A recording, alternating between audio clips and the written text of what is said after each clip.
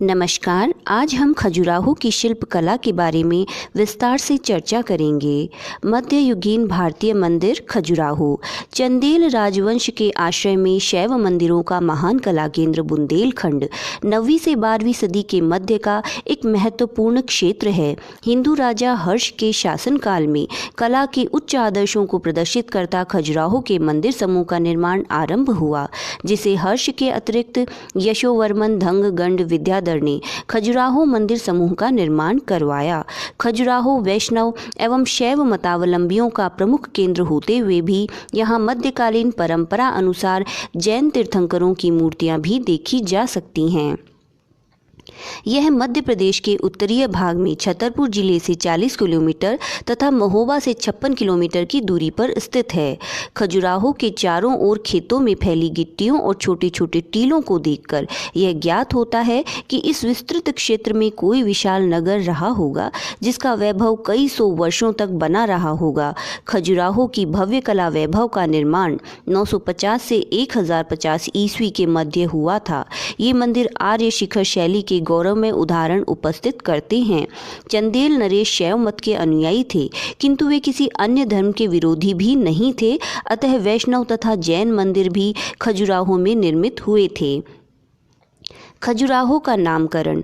खजुराहो नाम के विषय में विभिन्न मत हैं। किंवदंती के अनुसार खजुराहो का नाम इसलिए पड़ा क्योंकि नगर के एक प्रमुख द्वार के दोनों पार्श्व भाग स्वर्ण से बने हुए 2 खजूर के वृक्षों से सुसज्जित थे। खजुराहो में प्राप्त शिलालेख में, जो कि अब प्रथम लक्ष्मण मंदिर 954 ईस्वी एवं द्वितीय विश्वनाथ मंदिर 1002 ईस्वी में देखने को मिलते हैं। एक अभिलेख गंगदेव शिलालेख में खजूर वाहक नाम का उल्लेख है। मुसलमान लेखक अल-बेरूनी ने इसे खजुराहो लिखा है तथा इब्न बतूता ने खजुराहो के नाम से इसका उल्लेख किया है। इसी नाम से सागर के किनारे छोटा सा ग्राम था, जो मंदिर समूह के कारण विश्वविख्यात है। चंदरबरदाई के पृथ्वीराज रासो में भी खजुराहो का उल्लेख खजूरपुरा या खाजिनापुरा के नाम से आता है। ऐसा प्रतीत होता है कि इस क्षेत्र में खजूर के पेड़ बहुतायत में थे। विद्याधर की मृत्यु के पश्चात चंदेल राज्यवंश का पतन होने लगा और राज्यवंश के साथ खजुराहो का राजनीतिक महत्व भी समाप्त होने लगा। किंतु 14वीं शताब्दी में ही यह चंदेल राजाओं का धार्मिक राजधानी था। ऐसा इब्न बतूता की यात्रा वृत्तांत में स्पष्ट लिखा है कि यहाँ लाल बलुआ पत्थर के बने हुए बहुत से मंदिरों के अस्तित्व का पता चलता है। सैकड़ों वर्षों की उपेक्षा एवं लोगों द्वारा जाने अनजाने तोड़े जाने के कारण खजुराहो में मंदिरों का पतन होता रहा। संरक्षण। सन 1818 में सर्वप्रथम फ्रैंकलिन नामक अंग्रेज खोजकर्ता ने इन्हें बहुत बड़े जंगल में देखा और खंडहरों के रूप में अपनी यात्रा वृत्त में उल्लेखित किया। इस उल्लेख से प्रेरणा पाकर अंग्रेज सरकार ने पीसी बर्ट अंग्रेज इंजीनियर को खजुराहो की पूर्ण जानकारी हेतु भेजा। इन्होंने सन 1838 ईस्वी में इसे देखा और यहाँ की मूर्तिकला एवं स्थापत्य कला से प्रभावित हो संक्षेप में विश्वनाथ, नंदी, लक्ष्मण, वराह एवं मतंगेश्वर मंदिरों का उल्लेख किया है, जिसमें से अंतिम मतंगेश्वर मंदिर में पूजा अर्चना भी होने का जिक्र किया। सन 1852 से 1885 ईस्वी के मध्य कनिंघम ने इन मंदिरों के संदर्भ में खजुराहो का विस्तृत सर्वेक्षण किया। इसके पश्चात तो अनेक विद्वानों, कला मर्मज्ञों एवं उत्सुक दर्शनार्थियों ने खजुराहो की यात्रा की एवं खजुराहो पर कई पुस्तकें लिखी। सन 1904 ईस्वी में खजुराहो को भारतीय पुरातत्व विभाग ने अपने अधीन ले लिया और इसके पुनरुद्धार का प्रयास किया, जिसमें छतरपुर राज्य सरकार ने भी अपना पूर्ण सहयोग दिया। वर्तमान समय में खजुराहो मध्य भारत में स्थित प्रमुख पर्यटक स्थल है, जहां विश्व के कोने कोने से पर्यटक एवं कलामर्मज्ञ अपनी जिज्ञासा शांत करने आते हैं। खजुराहो के मंदिर नागर शैली के सबसे सुंदर तथा विकसित मंदिर हैं। इस शैली की विशेषता है कि यह मंदिर ऊंची जगतियों पर पर्वतों के सदृश उत्तरोत्तर उन्नत होते हुए शिखरों से सुसज्जित होते हैं। बाह्य रूप से एक दिखने वाले ये मंदिर आकार में आंतरिक तौर पर 5 भागों में विभाजित हैं। पहला अर्ध मंडप प्रवेश कक्ष प्रवेश बरामदा कहा जाता है, जो चौकोर होता है। दूसरा महामंडप ऊंचे चबूतरों वाला भाग जहां नृत्यांगनाएं धार्मिक नृत्य करती हैं इसे सभा मंडप भी कहते हैं। तीसरा, अंतराल, गर्भगृह के समीप गलियारे का वह भाग जहां बैठकर पुजारी लोगों को पूजा पाठ में सहायता करते हैं, यह महामंडप एवं गर्भगृह को जोड़ता है। चौथा है गर्भगृह, जहां प्रमुख देवी देवताओं की प्रतिमाएं स्थापित रहती हैं। पांचवा, प्रदक्षिणा पथ, यह गर्भगृह के चारों ओर होता है जो कि आंतरिक एवं बाह्य मंदिर के मध्य होता है। आकार रूप से देखने पर खजुराहो में प्रमुखतः दो प्रकार के मंदिर है। मेरू पर्वत के आकार के 4 शिखरों से सुसज्जित मंदिर 5 आंतरिक भागों में विभक्त होने के कारण इन्हें सांधार मंदिर कहा जाता है। इनकी विशेषता यह है कि इसमें प्रदक्षिणा पथ मंदिर के अंदर ही बना होता है। रथ आकार में बने मंदिर जो तीनों शिखरों, मुखमंडप, महामंडप एवं गर्भगृह से सुसज्जित होते हैं, जो आंतरिक तौर पर 4 भागों में बने होते हैं। इनमें प्रदक्षिणा पथ मंदिर के बाहर बना होता है, इसलिए इन्हें निरंधार मंदिर कहा गया है। ऊंची जगतियों पर खड़े इन मंदिरों में नींव के तौर पर लावा पत्थर की प्राकृतिक चट्टानों का प्रयोग में लाया गया है। वेदी बंद जगती के ऊपर मंदिरों का वह भाग है जिसे मंदिर का आधार भाग कहा जा सकता है। इसके ऊपर जंघा या मंदिर की दीवार है जिसे मंदिर का मध्य भी कहा जा सकता है। मंदिर का यह मध्य भाग आंतरिक मंदिर के भागों के अनुरूप विभिन्न रूपों में दिखाई देता है।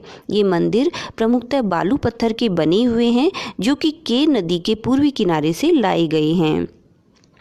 मंदिरों की दीवारों पर बने जनजीवन के कई दृश्यों में पत्थरों को ढोकर ले जाते हुए बताया गया है। पत्थर के इन खंडों को एक दूसरे से जोड़ने के लिए लोहे के बने कांटों का भी प्रयोग किया गया है। नीचे ऊपर के पत्थरों को एक दूसरे से ताले चाबी की शैली से जोड़ा गया है। खजुराहो के दर्शनीय मंदिर।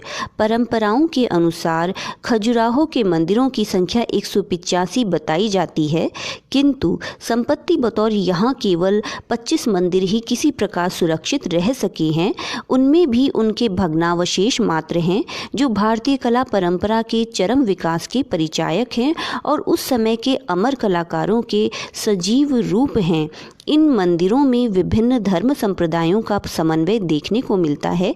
ऐसा प्रतीत होता है कि तत्कालीन भारत में प्रचलित शैव, शाक्त, वैष्णव, जैन आदि धर्मों के अनुयायी कलाकारों ने अपनी कला साधना को मूर्तिमान कर दिया था, मानो उन्होंने अपने कला कौशल की स्वयं ही परीक्षा लेने की ठान ली थी। भौगोलिक स्थिति के अनुसार खजुराहो मंदिरों को प्रमुखतः 3 समूहों के रूप में देखा जा सकता है। है पश्चिमी मंदिर समूह, जिसमें पहला है 64 योगिनी मंदिर, दूसरा ललगुआ मंदिर, तीसरा मतंगेश्वर मंदिर, चौथा वराह मंदिर, 5वां लक्ष्मण मंदिर, 6ठा प्रवेश मंदिर, 7वां विश्वनाथ मंदिर, 8वां पार्वती मंदिर, 9वां चित्रगुप्त मंदिर, 10वां देवी जगदम्बा मंदिर, 11वां महादेव मंदिर और 12वां कंदरिया महादेव मंदिर। है पूर्वी मंदिर समूह। इसमें पहला है हनुमान मूर्ति मंदिर, दूसरा ब्रह्मा मंदिर, तीसरा वामन एवं खखरा मठ, चौथा जवारी मंदिर, 5वां घंटाई मंदिर और 6ठा है जैन मंदिर समूह, जिसमें है पार्श्वनाथ, आदिनाथ एवं शांतिनाथ मंदिर। फिर भाग है दक्षिणी मंदिर समूह। इसमें है दूलादेव मंदिर और चतुर्भुज मंदिर। पश्चिमी मंदिर समूह खजुराहो गांव से पश्चिम की ओर स्थित होने के कारण ये पश्चिमी समूह मंदिर कहलाते हैं। इसमें पहला है 64 योगिनी मंदिर। यह खजुराहो का सबसे प्राचीन लगभग 6ठी शताब्दी का बना हुआ मंदिर है, जो चंदेल राजवंश के अस्तित्व में आने के लगभग 300 वर्ष पूर्व से यहाँ स्थित है। यहाँ 64 योगिनियों की पूजा तांत्रिकों द्वारा की जाती थी। लावा पत्थर की शिला के मध्य इन शिलाओं द्वारा बना यह मंदिर 5.4 मीटर ऊंचा व ऊपर की ओर खुला हुआ है। इसकी आकृति चतुष्कोणीय 31.4 गुणा 18.3 मीटर छोटे छोटे गर्भगृहों के साथ बनाई गई थी, जिसमें 64 योगिनियों तथा अन्य देवियों की प्रतिमाएं स्थित थी। अवशेष के रूप में अब केवल छोटे गर्भगृहों में से 35 बचे हुए हैं, जिनमें किसी प्रकार की मूर्ति नहीं है। दूसरा है ललगुआ मंदिर। यह एक साधारण आकार का पश्चिमाभिमुख मंदिर है जिसका शिखर पिरामिड के आकार का है। यह ललगुआ सागर के किनारे भगवान शिव के लिए बनवाया गया था, जो 64 योगिनियों के मंदिर से 64 मीटर पश्चिम में है। लावा पत्थर द्वारा बने इस मंदिर का गर्भभाग पूर्ण खाली है तथा मंदिर के सामने नंदी की सुंदर प्रतिमा बनी है। तीसरा है मतंगेश्वर मंदिर। चंदेल राजाओं द्वारा बनवाया यह पहला मंदिर है। लोकमत के अनुसार निर्माण काल से ही इसमें निरंतर पूजा होती आई है। खजुराहो के इस पवित्र मंदिर के बारे में मान्यता है कि सर्वप्रथम महाराज हर्षवर्मन ने मरकत मणि नामक मणि की स्थापना की थी, जिसे स्वयं भगवान शिव ने युधिष्ठिर को दी थी। बालू पत्थर का बना हुआ यह मंदिर शिल्पकारी की दृष्टि से बहुत ही साधारण है। रचना की दृष्टि से ब्रह्मा मंदिर का ही विशाल रूप है। गर्भगृह में जंघा एवं शिवलिंग की स्थापना है। मंदिर की छत वर्गाकार, सुंदर तथा विशाल है। गर्भगृह के तीनों ओर अहातेदार झरोखे हैं। मंदिर का एक शिखर पिरामिड शैली का है तथा प्रवेश द्वार के ऊपर शिखर पर गड़े मुकुट से शिखर का सौंदर्य द्विगुणित हो जाता है। चौथा है वराह मंदिर। लावा पत्थर की काफ़ी ऊंची नींव पर बना हुआ बालू पत्थर का यह मंदिर आयताकार मंडप के रूप में बना हुआ है। इसका एक शिखर पिरामिड शैली में बना है, 14 स्तंभों पर खड़ा है। इस मंदिर में भगवान विष्णु के वराह रूप को दिखाया गया है।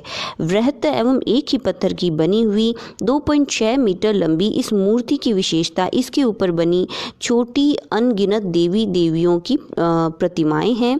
वराह भगवान के इस रूप के नीचे शेषनाग को भी भक्ति भाव में दिखलाया गया है तथा इसके सिर पर स्थित पृथ्वी को भी दिखाया गया है। मंदिर की छत सुंदर कमल के फूल की आकृति से सुसज्जित है। प्रमुखतः 2 टुकड़ों में बने हुए इस कमल की विशेषता है कि यह सहस्त्रदल पद्म का प्रतीक है। पांचवा मंदिर है लक्ष्मण मंदिर। लगभग 930 ईस्वी में बना हुआ भगवान विष्णु का यह मंदिर यशोवर्मन नामक राजा ने बनवाया था। इनका अन्य नाम लक्ष्मण वर्मन भी था, इसलिए इसे लक्ष्मण मंदिर के नाम से भी पुकारते हैं।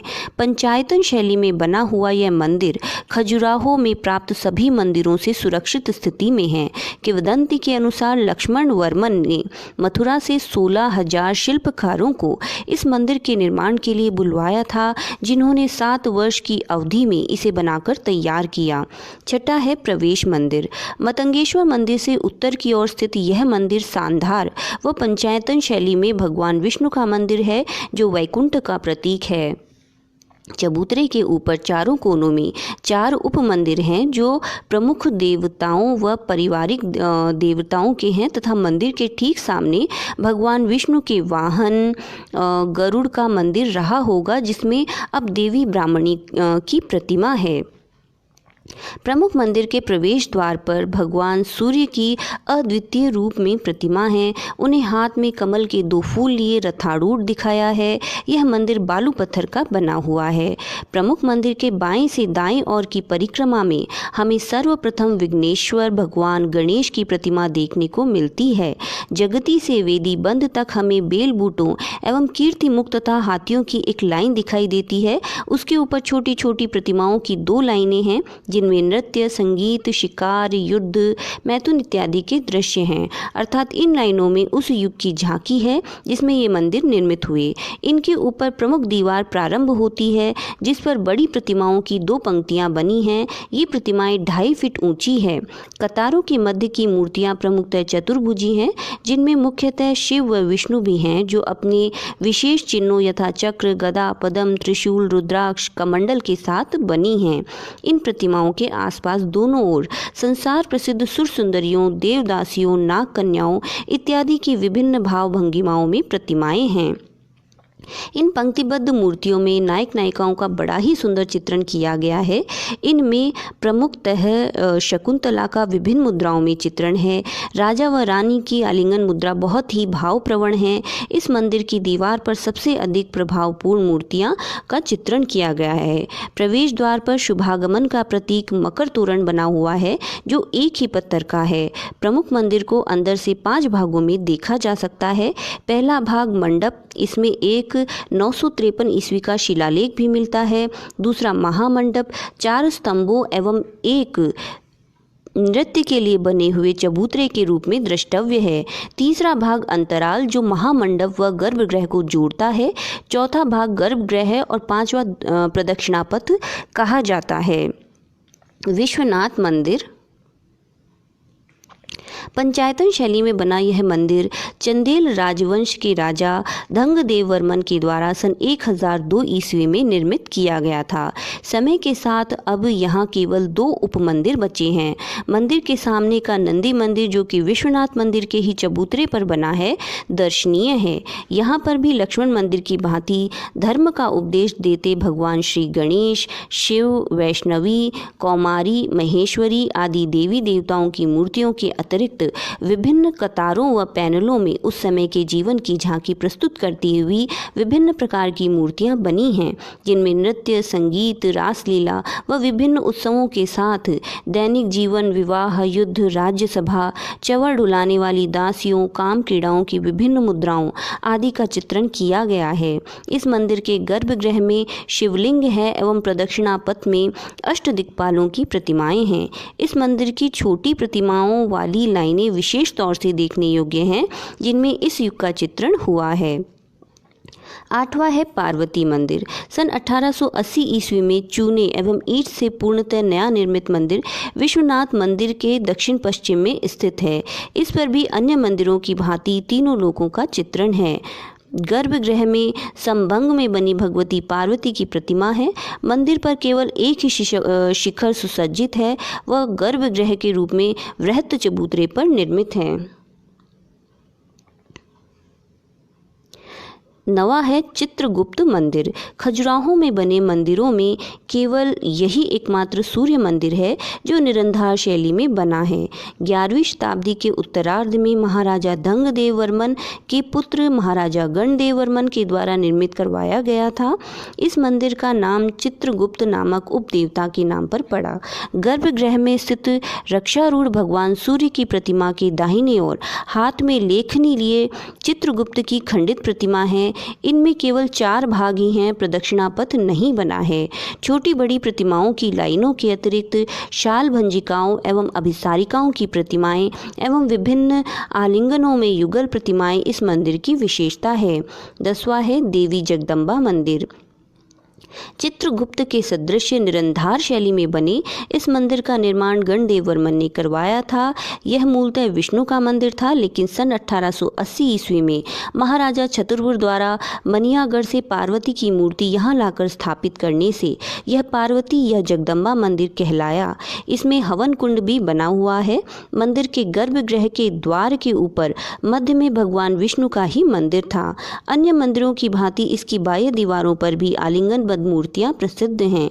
यहाँ छोटी बड़ी प्रतिमाओं की अनेक पंक्तियां हैं, जिनमें दैनिक जीवन से संबंधित अन्य दृश्य बने होते हैं जो इस मंदिर में देखने को नहीं मिलते। 11वां है महादेव मंदिर। कंदरिया महादेव एवं जगदम्बा के बीच में छोटे चबूतरे पर बना भगवान शिव का मंदिर है। इसका छोटा सा चबूतरा ही दृष्टव्य है। इसमें रखी प्रतिमा में चंदेल राजवंश के प्रथम राजा चंद्रवर्मन को सिंह से लड़ते दिखलाया गया है। यह चिन्ह अशोक चिन्ह की तरह चंदेल राजवंश का राजकीय चिन्ह था। फिर है कंदरिया महादेव मंदिर। यह गणदेव के पुत्र विद्याधर द्वारा 1065 ईस्वी के लगभग बनवाया गया शिव मंदिर है। यह मध्ययुगीन स्थापत्य एवं शिल्प कला का उत्कृष्ट उदाहरण है। इसके बाद से ही यहाँ स्थापत्य कला का पतन प्रारंभ हो गया था। यह मंदिर इस समय का सबसे अधिक विकसित सप्तरथ शैली का मंदिर है। कहते हैं कि जब महाराजा विद्याधर दूसरी बार भी मोहम्मद गजनी को परास्त कर भगाने में सफल हुए, तब उन्होंने इसे भगवान शिव की कृपा माना और भगवान शिव का विशाल मंदिर निर्मित किया।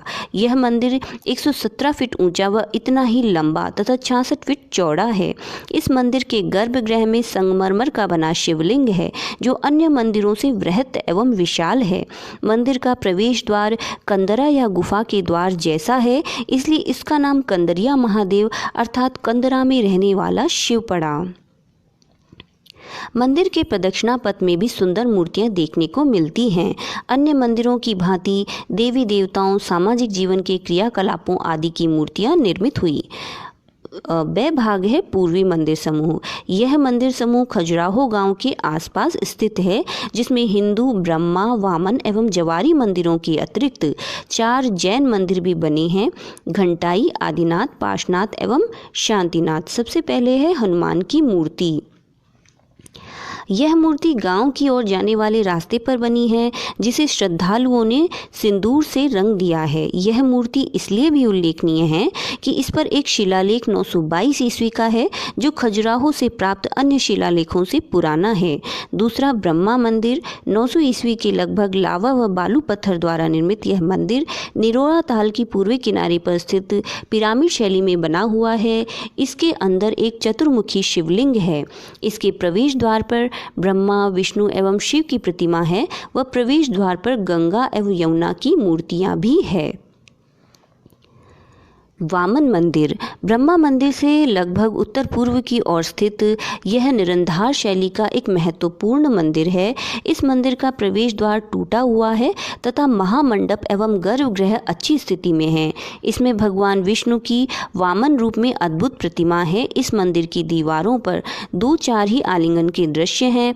पश्चिम की दीवार पर शिव पार्वती विवाह के दृश्य अंकित हैं। फिर है जवारी मंदिर। वामन मंदिर से लगभग 200 मीटर दूर दक्षिण की ओर छोटा सा मंदिर है, जो अपनी सुंदरता व विशेषताओं के लिए उल्लेखनीय है। यह भगवान विष्णु का मंदिर है। इसके 2 प्रमुख भाग हैं, मंडप व गर्भगृह। प्रवेश द्वार पर मकर तोरण है, जो छोटा है। गर्भगृह में भगवान विष्णु की खंडित प्रतिमा है, जो विष्णु के वैकुंठ रूप को दिखलाती है।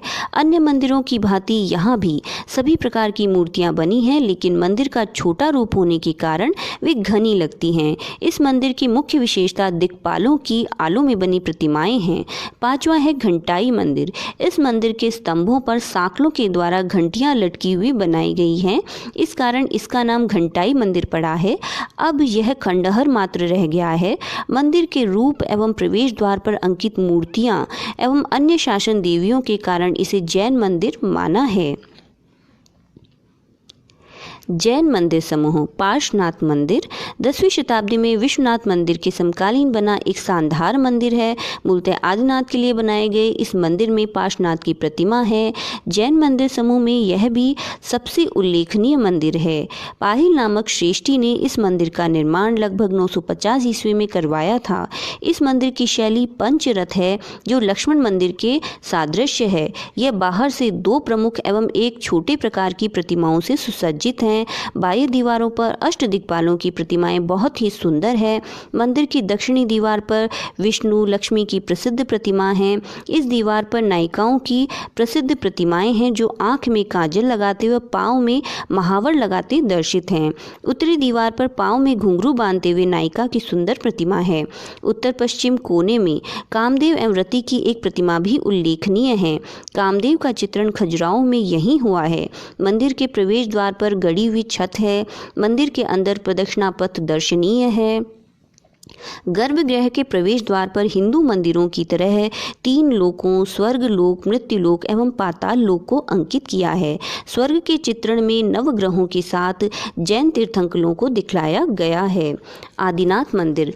पार्श्वनाथ मंदिर के उत्तर की ओर निरंधार शैली में बना छोटा मंदिर है। इसके अंदर जैन तीर्थंकर की प्रतिमा है।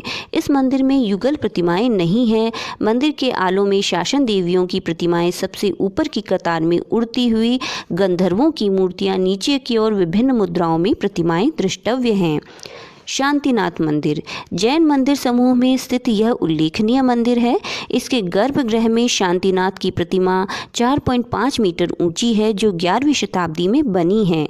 जैन श्रद्धालु अब भी धार्मिक अनुष्ठान के लिए यहाँ आते हैं एवं दैनिक पूजा पाठ भी करते हैं। दक्षिणी मंदिर समूह। खजुराहो गांव के दक्षिण की ओर स्थित होने के कारण इस समूह को दक्षिणी मंदिर समूह कहा जाता है। इसमें 2 मंदिर प्रमुख हैं, दूलादेव व चतुर्भुज। पहला दूलादेव मंदिर चंदेल राजवंश द्वारा बनवाए गए मंदिरों में सबसे नया शिव मंदिर है, जिसका निर्माण 1100 से 1500 ईस्वी के मध्य हुआ था। इसकी खोज के समय यह खंडित अवस्था में था। इसके 4 भाग हैं व यह निरंधार शैली का बना है। इस मंदिर का मंडप एक वृहत्ताकार छत के रूप में दृष्टव्य है। मंदिर के अंदर नृत्य के लिए चबूतरे बने हैं। गर्भगृह में सहस्त्रमुखी शिवलिंग है। मंदिर की बाहरी दीवारों पर अन्य मंदिरों की तरह प्रतिमाएं बिल्कुल भिन्न शैली में सुसज्जित हैं। प्रमुखतः प्रतिमाएं 3 कतारों में अंकित हैं। गंधर्वों एवं किन्नरों का बड़ा ही सजीव चित्रण आकाश में उड़ते हुए किया गया है। दक्षिण आलो में भगवान शिव का अंधकासुर वध करते हुए एवं ऊपरी आलो में पद्मासन में बैठे हुए दिखलाया गया है। बाह्य दीवारों पर नायिकाओं तथा युगलों को विभिन्न मुद्राओं में दिखाया गया है। वहीं कुछ मैथुन मूर्तियां भी उल्लेखनीय एवं दर्शनीय हैं। दूसरा है चतुर्भुज मंदिर। निरंधार शैली का बना हुआ यह मंदिर आकृति की दृष्टि से एक छोटा पश्चिमाभिमुख मंदिर है। मंदिर की बाह्य दीवारों पर अंकित प्रतिमाएं बहुत उल्लेखनीय नहीं हैं, फिर भी लक्ष्मी जी की नरसिंह प्रतिमा व अर्धनारीश्वर रूप में भगवान शिव की प्रतिमा उल्लेखनीय है। गर्भगृह में भगवान शिव की 4 भुजाओं वाली प्रतिमा अभय मुद्रा में 2.7 मीटर ऊंची एक ही पत्थर की बनी हुई है। यह प्रतिमा अपने मुखमंडल के भावों के लिए एवं शरीर की त्रिभंग स्थिति के लिए विशेष दर्शनीय है। मूर्तिकला। खजुराहो में बनी मूर्तियाँ उन्नति के सर्वोच्च शिखर पर पहुँची है। शरीर की लचक व भावपूर्ण भंगिमाओं के लिए विशेष उल्लेखनीय यह मूर्तियाँ विश्वविख्यात हैं। इन प्रतिमाओं को प्रमुखतः 6 भागों में बांटा जा सकता है। पहला भाग है, प्रथम वर्ग में मुख्य देवी देवता या तीर्थंकर की प्रतिमाएं हैं, जो कि मंदिरों के गर्भगृह में प्रभुत्व दर्शाती सभंग मुद्रा में खड़ी हुई बनाई गई हैं। इनमें विष्णु, शिव, गणपति, महिषासुरमर्दिनी, शांतिनाथ, पाशनाथ आदि देवी देवताओं की प्रतिमाएं आती हैं। दूसरा वर्ग प्रमुख देव के पार्श्व व सहायक देवी देवताओं की प्रतिमाओं का है, जो कि मंदिर के अंदर व बाहर बने हुए छोटे आलों में रखी गई हैं, जैसे गंगा, यमुना, नवग्रह, शिव अवतार, विष्णु अवतार, शक्ति रूपा आदि को सहज रूप में प्रमुख प्रतिमा की महत्ता बढ़ाने के लिए शास्त्रीय मापदंडों की मदद से तैयार किया गया है। यह सभी प्रतिमाएं त्रिभंगी स्थिति में बनाई गई हैं। तीसरा या तृतीय वर्ग में नारी सौंदर्य, कमनीयता, लावण्य एवं बहुरूपा श्रृंगारत आकृतियां हैं, जो सुर सुंदरियों या अप्सराओं के नाम से संसार प्रसिद्ध हैं। स्तंभ पर बनी यह प्रतिमाएं चारों ओर से गढ़ी गई हैं, जबकि दीवार पर बनी प्रतिमाओं को सामने की ओर से गहराई तक उभारा गया है। यहाँ पर विभिन्न क्रियाओं तथा क्रीड़ाओं में संलग्न सुंदरियों को उत्कीर्ण किया गया है, यथा होठों को रंगना, केश श्रृंगार, दर्पण में मुख देखते हुए, पैरों में महावर लगाते हुए, नूपुर बांधते हुए, कंदुक क्रीड़ा, वानर क्रीड़ा, शुक क्रीड़ा, वंशी वादन करते हुए आदि कलापूर्ण शिल्प बनाए गए हैं। चतुर्थ वर्ग में कलाकार ने विभिन्न स्तरों पर लोक जीवन की झांकी प्रदर्शित की है, जिसमें परिवार के क्रियाकलापों, युद्ध, आखेट, श्रम, शिक्षा आदि के दृश्यों को संयोजित किया है। यहाँ पर पारिवारिक तथा जीवन से संबंधित दृश्य भी बने हुए हैं, यथा माता शिशु को दुलारते हुए, पत्र लिखते हुए युवती, चित्र बनाते हुए, पति के साथ प्रेमालाप में मग्न युवती आदि प्रतिमाएं भाव अभिव्यक्ति पूर्ण हैं। लड़कियों को नृत्य की शिक्षा देने का दृश्य, मल्ल युद्ध, धान कूटते हुए, बांस की सहायता से पत्थर ढोते हुए, पशुपालन आदि के जीवन संबंधी दृश्य भी उत्कृष्ट कौशल के परिचायक हैं। एक दृश्य में चंदेल राजाओं को युद्ध भूमि की ओर योद्धा के रूप में जाते हुए अभिव्यक्त किया गया है। शार्दुल, नंदी आदि पशु आकृतियों का सौंदर्य भी अद्भुत है। संपूर्ण मंदिर परिसर प्रतिमाओं से सुसज्जित है। प्रकृति के विभिन्न अवयवों का भी अलंकारिक प्रस्तुतिकरण किया गया है, जिसमें पशु यथा सिंह, मृग, हाथी, नंदी आदि के साथ पक्षी, वनस्पति को यथास्थान देखा जा सकता है। पंचम वर्ग में देवों, छोटे गणों, गंधर्वों, किन्नर एवं विद्याधरों इत्यादि की प्रतिमाओं के साथ प्रतीकात्मक मूर्तियां हैं। छठे वर्ग में काम कला से संबंधित प्रतिमाएं हैं, जिसमें मैथुन, आलिंगन आदि के दृश्य हैं। इसमें प्रेमी युगल को सामान्य एवं असामान्य क्रीड़ा में रत दर्शाया है। इस प्रकार के दृश्य प्रायः उत्तर मध्यकालीन सभी केंद्रों में दर्शाए गए हैं। विशेषताएं, सबसे पहला है शिल्प शास्त्री की रूढ़ियों के कारण कलाकारों ने मूर्ति से मान, आयुध, वाहन आदि पर विशेष ध्यान दिया है। दूसरा, मूर्तियों को कोर कर बनाया गया है।